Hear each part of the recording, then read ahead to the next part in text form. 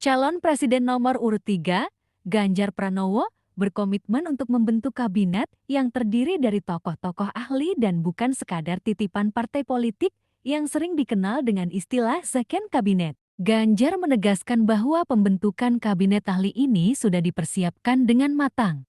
Ganjar juga menyatakan niatnya untuk membuat Key Performance Indicator atau KPI guna memantau kinerja kabinetnya yang bekerja kurang baik atau gagal.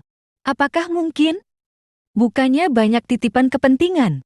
Kemungkinan Ganjar Pranowo untuk mewujudkan kabinet ahli adalah terbuka, tetapi juga berpotensi menemui tantangan. Kemungkinan pembentukan kabinet ahli Ganjar Pranowo dapat dilihat dari beberapa faktor, yaitu komitmen Ganjar Pranowo yang kuat untuk mewujudkan kabinet ahli.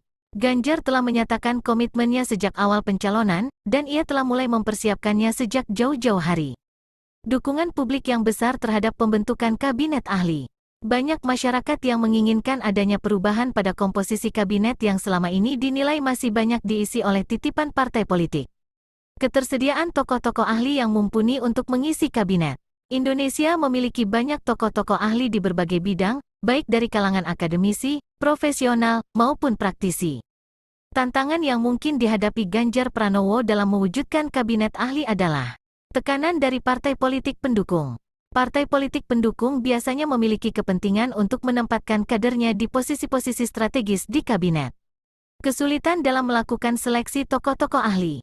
Seleksi tokoh-tokoh ahli yang kompeten dan memiliki integritas tinggi tidaklah mudah. Perbedaan pandangan antara Ganjar Pranowo dan partai politik pendukung terkait komposisi kabinet. Jika Ganjar Pranowo mampu mengatasi tantangan-tantangan tersebut, maka pembentukan kabinet ahlinya akan menjadi sebuah langkah maju bagi Indonesia. Kabinet ahli yang diisi oleh tokoh-tokoh kompeten dan berintegritas tinggi diharapkan dapat meningkatkan kinerja pemerintahan dan membawa Indonesia ke arah yang lebih baik. Berikut adalah beberapa strategi yang dapat dilakukan oleh Ganjar Pranowo untuk meningkatkan kemungkinan keberhasilannya dalam mewujudkan kabinet ahli. Membuat kesepakatan yang jelas dengan partai politik pendukung terkait komposisi kabinet. Kesepakatan ini harus memuat komitmen partai politik untuk mendukung pembentukan kabinet ahli.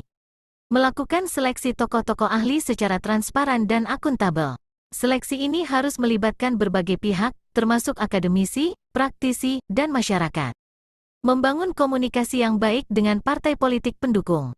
Komunikasi yang baik akan membantu untuk mengurangi perbedaan pandangan dan mencapai kesepakatan yang menguntungkan kedua belah pihak.